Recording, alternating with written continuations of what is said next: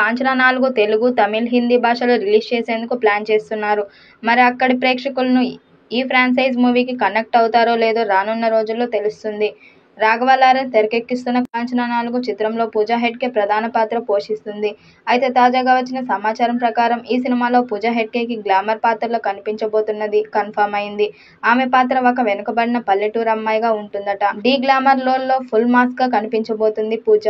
గంగా సినిమాలో నిత్యా మీనన్ పాత్ర కంటే గ్లామర్ గా పూజా హెగ్డే పాత్ర ఉండబోతుందట. పూజా హెగ్డే ఈ సినిమాలో బధిర యువతిగా కనిపిస్తూ కథలో చాలా కీలకమైన పాత్ర పోషిస్తుంది అని సమాచారం. కాంచన 4 సినిమా మొత్తానికి ప్రత్యేక ఆకర్షణగా పూజా పాత్ర నిలుస్తుందని చిత్ర వర్గాలు చెబుతున్నాయి.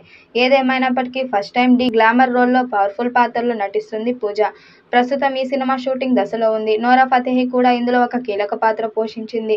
మొత్తానికి కాంచన 4 చిత్రానికి ప్రధాన ఆకర్షణగా పూజ, నోరా ఫతేహి పాత్రలు నిలవనున్నాయని సమాచారం. ఈ వీడియో మీకు నచ్చినట్లయితే లైక్ చేయండి, షేర్ చేయండి. మరిన్ని అప్డేట్ కోసం మన ఛానల్ని సబ్స్క్రైబ్ చేసుకోండి.